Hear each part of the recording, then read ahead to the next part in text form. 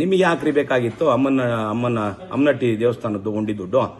ನಿಮ್ಮ ಮನೆಗೆ ನಿಮ್ಮ ಕಾರಲ್ಲಿ ನಿಮ್ಮ ಅಣ್ಣ ತಮ್ಮಗಳು ತುಂಬ್ಕೊಂಬತ್ತೀರ ಅಂದ್ರೆ ಏನು ನೀವು ಊರಲ್ಲಿ ಹುಟ್ಟಿದ್ವಿ ಜನನೇನ್ರಿ ನೀವು? ಆ ಊರಲ್ಲಿ ಇದ್ದೀರೇನ್ರಿ ನೀವು? ಆ ಜಾತ್ಯಸ್ತ್ರೇನ್ರಿ ನೀವೇನು? ಆ ಗುಡಿಗೌಡ್ರೇನ್ರಿ ನೀವೇನು? ಅಲ್ಲಿ ಆ ಕಮಿಟಿಗೆ ಏನಾದ್ರು ಮೆಂಬರ್ ಏನ್ರಿ? ಯಾವ್ದ್ರಿ ನಿಮ್ಗೆ ವಾಟ್ ಈಸ್ ಕಾಂಟ್ರಿಬ್ಯೂಷನ್? ಏನ್ರಿ ಕಾಂಟ್ರಿಬ್ಯೂಷನ್ ಐತೆ ಆ ದೇವಸ್ಥಾನಕ್ಕೆ ನಿಮ್ದು? ನೀವು ದುಡ್ಡು ಎತ್ಕೊಂಬರ್ಕ್ ನೀವು ಯಾರ್ರಿ? ಆ ಊರಲ್ಲಿ ಒಬ್ಬ ಯಾದವ ಸಮಾಜ ಇದ್ದವ್ರು ಯಾರನ್ನ ಒಬ್ಬರನ್ನ ಗೌಡ್ರನ್ನ ಕೂರಿಸ್ಕೊಂಡು ಕೊಡಬೇಕಾಯ್ತು, ಕೊಟ್ಟು ಕ್ಲಿಯರ್ ಮಾಡ್ಕೊಂಡಿದ್ರಿ. ನಿಮ್ಮ ಮೇಲೆ ಯಾಕ್ರಿ ಆರೋಪ ಬತ್ತಾಯ್ತು? ಈ ಆರೋಪನ ಮುಚ್ಚಾಕ್ಲಿಕ್ಕೆ ರಾತ್ರಿ ಧೋರಣೆ ಕುತ್ಕೊಂಡು ಇದನ್ನ ಜನಗಳು ದಿಕ್ತಪ್ಸುವಂತ ಮಾಡೋಂಥದ್ದು ಇದು ಯಾವನಾರು ರಾಜಕಾರಣಿಗಳಿಗೂ ಸೊಲ್ಲಂತದೇನ್ರಿ? ಇದು ಮಾತೆತ್ತಿರ್ ನಾವೇನಾದ್ರು ನಿಮ್ಮ ವಿರುದ್ಧ ಮಾತಾಡ್ಬಿಟ್ರೆ JDS MLA ಯಾರೋ ಕಾಂಗ್ರೆಸ್ MLA ಶಿವಲಿಂಗೇಗೌಡ ಕಾಸು ಕೊಟ್ಬಿಟ್ಟ, ಸಮೀವುಲ್ಲಾ ಕಾಸು ಕೊಟ್ಬಿಟ್ಟ. ನಿಮಗೆ ಹೇಳ್ರಿ, ಕಾಸಿಗೆ ಜೀವನ ಮಾಡೋಂಥವ್ರು ಗಂಜಿಗೆರೆ ಹಾಕಿಗಳು ನೀವು. ನಾವು ಯಾವನು ನಿಮ್ಮ ಶಿವಲಿಂಗೇಗೌಡನು ನಾನು ಪರ್ಚೇಸ್ ಮಾಡೋಕ್ಕಾಗಲ್ಲ, ಸಮೀವುಲ್ನು ಪರ್ಚೇಸ್ ಮಾಡೋಕ್ಕಾಗಲ್ಲ. ಯಾವನು ನಾನು ಪರ್ಚೇಸ್ ಮಾಡೋಂಥದ್ದು ಭೂಮಿ ಮೇಲೆ ತಾಕತ್ ಯಾವನಿಗೂ ಇಲ್ಲ. ಇವತ್ತು ಚಾಲೆಂಜ್ ಮಾಡಿ ಹೇಳ್ತೀನಿ ನಿಮಗೆ. ಯಾವನ ನಿಮ್ಮ ಫಾಲೋವರ್ಸ್ಗಳು ಹೇಳ್ತಾರಲ್ಲ ಗಂಜಿ ಗಿರಾಕಿಗಳು ಅಂತ, ನನಗೆ ಹೇಳಲೇ ಬೇಡದನ್ನ. ನಿನಗಿಂತ ಮುಂಚೆ ನಾನು ಕೆಲಸ ಮಾಡಿದವನು. ಅವನ್ನೆಲ್ಲ ಕಾಮೆಂಟ್ಗಳನ್ನ ಹಾಕ್ಸಿ ಅದು ಬಿಟ್ಟು ಒಳ್ಳೆ ರೀತಿಯ ಕೆಲಸ ಮಾಡ್ಕೊಂಡು ರಾಜಕಾರಣ ಮಾಡು, ಆಯ್ತಾ? ಇಷ್ಟು ಅಮ್ಮನಟ್ಟಿ ವಿಚಾರವಾಗಿ ಏನೋ 1,48,00,000 ಏನೋ ಅಮೌಂಟ್ನ ಅವರು ದೇವಸ್ಥಾನದ ಉಂಡಿ ದುಡ್ಡು ತೆಗೆದುಕೊಂಡು ಅವ್ರ ಮನೆಗೆ ಹೋಗಿದ್ದಾರೆ ಅಂತೇಳಿ ವಿಚಾರವಾಗಿ ಹೇಳ್ಬೇಕಂತ ಹೇಳಿದ್ರೆ, ನಮ್ಮ ಯಾದವ ಸಮುದಾಯ ನಮ್ಮ ತಾಲೂಕಲ್ಲಿ ಭಾಳ ಮುಗಿದುವಾದಂಥ ಸಮುದಾಯ. ಭಾಳ ಮುಗಿದ್ರು, ಅವರಿಗೆ ಅಷ್ಟು ಗೊತ್ತಿಲ್ಲ. ಅಂದರೆ ಯಾರು ಹೇಳಿದ್ರು ಕೂಡ ನಂಬ್ತಾರೆ. ಒಬ್ಬ ಮನುಷ್ಯನ ನಂಬಿದ್ರೆ ಪ್ರಾಣ ಕೊಡೋ ಅಂತ ಒಂದು ಸಮುದಾಯ ಅದು. ಆ ಸಮುದಾಯದ ಜೊತೆಲಿ ಈ ಒಬ್ಬ NR ಸಂತೋಷ್ ಅಂತ ಹೇಳೋಂಥ ವ್ಯಕ್ತಿ ಆಟ ಆಡಬಾರ್ದಾಗಿತ್ತು.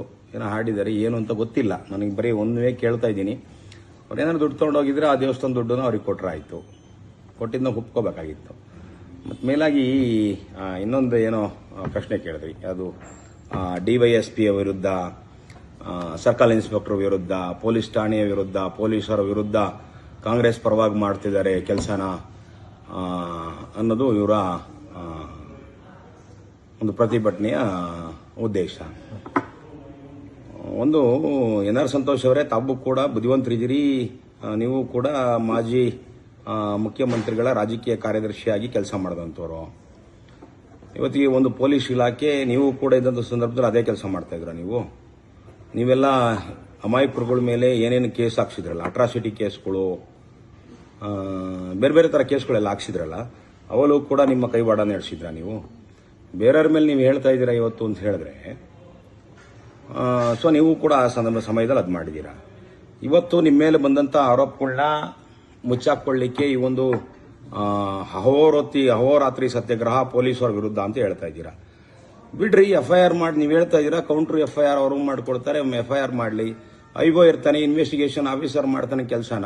ಆ ಟೈಮಲ್ಲಿ ನಿಮಗೆ ಚಾರ್ಜ್ ಶೀಟ್ ಟೈಮಲ್ಲಿ ನೋಡ್ಕೊಳ್ಳಿ. ನೀವು ಹೇಳೋಂಥ ಸೆಕ್ಷನ್ಸು ಬರಲಿಲ್ಲ ಅಂತ ಹೇಳಿದ್ರೆ ಅವತ್ತು ಚಾರ್ಜ್ ಶೀಟ್ ನೀವು ಫೈಟ್ ಮಾಡಿ. ಚಾರ್ಜ್ ಶೀಟಲ್ಲಿ ಈ ಸೆಕ್ಷನ್ಗಳನ್ನ ಹಾಕಲಿಲ್ಲ, 20,000 ದುಡ್ಡನ್ನ ಕದಿಲಿಲ್ಲ, ಹರೀಶ ಚೈನನ್ನ ಕದಿಲಿಲ್ಲ, ಕದ್ದಿದ್ದ, ಇನ್ನೇನೋ ಮಾಡ್ದ, ಮತ್ತೊಂದೋ ಮಾಡ್ದ. ಇವತ್ತಿಗೆ ಸಮುದಾಯಗಳ ವಿರುದ್ಧ ಸಮುದಾಯಗಳ ಜಾತಿಗಳನ್ನ ಅಣ್ತಮ್ಗಳನ್ನ ಆಯಾ ಜಾತಿ ಧರ್ಮದರ್ನ ಒಡ್ಸಾಡಿಸುವಂತ ಪ್ರಭಾವ ನಿಮ್ದು ಮನಸ್ಥಿತಿ ಅದಲ್ಲ, ಇದನ್ನ ಎಲ್ಲಿವರೆಗೂ ಬದಲಾವಣೆ ಮಾಡ್ಕೊಳಕ್ಕಾಗಲ್ವೋ ಅಲ್ಲಿವರೆಗೂ ಕೂಡ ರಾಜಕಾರಣದಲ್ಲಿ ನೀವು ಮುಂದುವರಿಯಲಿಕ್ಕಾಗಲ್ಲ. ಇವತ್ತಿಗೆ ಲಿಂಗಾಯತರ ಸಮಾಜನ ಹೊಡೆದ್ರಿ, ಲಿಂಗಾಯತರ ವಿರುದ್ಧನೇ ತಂದಾಕಿದ್ರಿ, ಲಿಂಗಾಯತರನ್ನೇ ಒಡ್ಸಾಡಿಸಿದ್ರಿ. ಇವತ್ತಿಗೆ ಯಾದವ ಸಮುದಾಯಕ್ಕೆ ಕಾಲಿಟ್ಟಿದ್ದೀರಾ. ಯಾದವ ಸಮುದಾಯದ ಅಣ್ತಮ್ಗಳ ತರ ಇದ್ದಂತ ಜನಗಳನ್ನ ಇವತ್ತು ಒಡ್ಸಾಡಿಸ್ತಾ ಇದ್ದೀರಾ.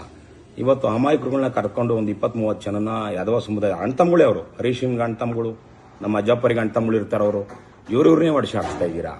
ಇವತ್ತಿಗೆ ಧರ್ಮಗಳ ಮಧ್ಯೆ, ಜಾತಿಗಳ ಮಧ್ಯೆ ನೀವು ಒಡ್ಸಾಡಿಸೋ ಲಕ್ಷಣ ಎಲ್ಲಿವರೆಗೂ ಇರ್ತದೋ ಅಲ್ಲಿವರೆಗೂ ಕೂಡ ನಮ್ಮ ತಾಲೂಕಿನ ಜನ ನಿಮ್ಮನ್ನ ಅಷ್ಟು ಈಸಿಯಾಗಿ ಒಪ್ಕೊಳ್ಳಲ್ಲ. ಹಾಗಾಗಿ ಇದನ್ನ ಬಿಡ್ರಿ. ಇವತ್ತಿಗೆ ಬಂದಿರತಕ್ಕಂಥ ಆರೋಪನ ನೀವು ಸುಳ್ಳು ಅಂತ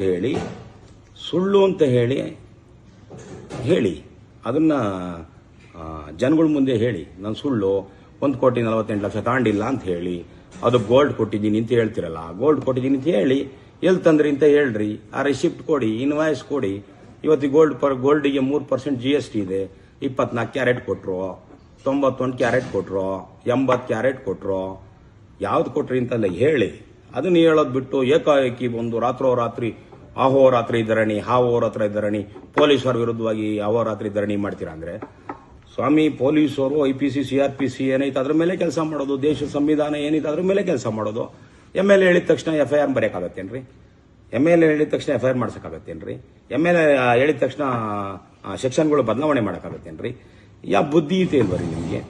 ಈ ಸುಮ್ಮನೆ ಕಾರ್ಯಕರ್ತರುಗಳನ್ನ ಗೊಂದಲಕ್ಕೀಡು ಮಾಡ್ತೀರಾ, ಕಾರ್ಯಕರ್ತರುಗಳನ್ನ ದಿಕ್ ತಪ್ಪಿಸ್ತಾ ಇದ್ದೀರಾ, ಜಾತಿಗಳನ್ನ ಒಡಸಾಡಿಸ್ತಾ ಇದ್ದೀರಾ, ಕಾರ್ಯಕರ್ತರುಗಳ ಮಧ್ಯೆ ದ್ವೇಷದ ಬೀಜ ಬಿತ್ತೋ ಅಂತ ಕೆಲಸ ಮಾಡ್ತಿದ್ದೀರಾ. ಇದನ್ನ ನಿಲ್ಲಿಸಿ. ನೀವು ಇವಾಗೇನು ಹೇಳ್ಬೋದು, ನಿಮ್ಮ ಫಾಲೋವರ್ಸ್ಗಳು ಏನೋ ಹೇಳ್ಬೋದು, ಇವನು ಒಬ್ಬ ಒಂದ್ಸಲ ರಾಜ್ಕುಮಾರ್ ಹಬ್ಬತ್ತಾನೆ ಎಲ್ಲ ಕೂತ್ಕೊಂಡು ವಿಡಿಯೋ ಮಾಡಿ ಬಿಡ್ತಾನೆ ಅಂತ ಹೇಳಿ. ಇದನ್ನ ಬಿಡ್ರಿ. ಕಾಲಾಯ ತಸ್ಮೈ ನಮಃ. ಏನೇನು ನಡಿಬೇಕು, ಯಾವ್ಯಾವ ಸಂದರ್ಭಕ್ಕೆ ಭಗವಂತ ಅವ್ರಿಗೆ ದಾರಿ ಮಾಡಿಕೊಡ್ತಾನೆ. ಯಾವ ಬೇಕಾದ್ರೂ ಯಾರನ್ನ ಬೇಕಾದ್ರೂ ಬಿಡ್ಬೋದು. ಅರ್ಥ ಐತೇನ್ರಿ?